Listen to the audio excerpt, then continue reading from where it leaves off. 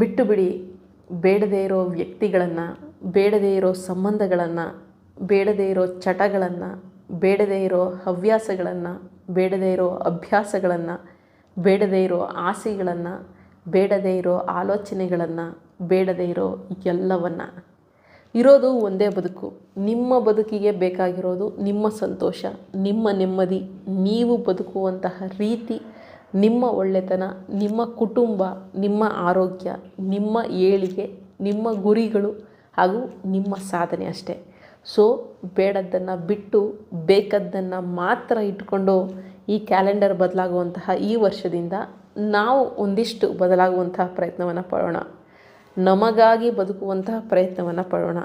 ನಮಗಾಗಿ ಬದುಕ್ತಾ ಇರೋವಂಥವರಿಗೋಸ್ಕರ ಬದುಕುವಂತಹ ಪ್ರಯತ್ನವನ್ನು ಪಡೋಣ. ನಮ್ಮ ಲೈಫಲ್ಲಿ ಅಟ್ಲೀಸ್ಟ್ ಒಂದು ಹೆಜ್ಜೆ ಎತ್ತರಕ್ಕೆ ಹೋಗೋಣ. ಸಾಕು, ಇಷ್ಟು ದಿನ ನಾವು ಬೇಡ ಅನ್ನೋರಿಗೋಸ್ಕರ ಬದುಕಿದ್ದು ಸಾಕು. ಇನ್ನು ಮುಂದೆ ನಮಗಾಗಿ ಒಂದಿಷ್ಟು ಬದುಕುವಂತಹ ಪ್ರಯತ್ನವನ್ನು ಪಡೋಣ. ಎಲ್ರಿಗೂ ಸಹ ಹೊಸ ವರ್ಷದ ಶುಭಾಶಯಗಳು. ಎಲ್ರಿಗೂ ನಿಮ್ಮ ಒಂದು ಕನಸುಗಳು ಈಡೇರಲಿ. ಈ ವರ್ಷ ಅಂದರೆ ಕ್ಯಾಲೆಂಡರ್ ಬದಲಾಗುವಂತಹ ವರ್ಷ. ನಾವು ಬದಲಾಗೋದಿದ್ರೆ ಯಾವತ್ತು ಬೇಕಾದರೂ ಬದಲಾಗ್ಬೋದು. ಬಟ್ ಆ ಬದಲಾಗೋದಕ್ಕೆ ಒಂದು ಕಾರಣ ಬೇಕು. ಅಂದರೆ ಈ ಹೊಸ ದಿನವೇ ನಿಮಗೆ ಒಂದು ಕಾರಣ ಆಗಿರಲಿ. ಸೊ ಎಲ್ಲವೂ ಕೂಡ ಒಳ್ಳೆಯದಾಗಲಿ. ನೀವು ಕಂಡಂತಹ ಕನಸುಗಳೆಲ್ಲವೂ ಕೂಡ ನನಸಾಗಲಿ. ಮುಗಿದೋಗಿರುವಂಥದ್ದೆಲ್ಲ ಮುಗಿದೋಗಲಿ. ಹೊಸತನ ನಿಮ್ಮ ಬಾಳಲ್ಲಿರಲಿ. ಹೊಸ ಗುರಿಗಳು, ಹೊಸ ಸಾಧನೆ, ಹೊಸ ಏಳಿಗೆ ಎಲ್ಲ ಪ್ರತಿಯೊಂದು ಕೂಡ ನಿಮಗೆ ಒಳ್ಳೆಯದಾಗಲಿ. ನಿಮ್ಮ ಕನಸೆಲ್ಲವೂ ಕೂಡ ನನಸಾಗಲಿ ಅಂತ ವಿಶ್ ಮಾಡ್ತೀನಿ.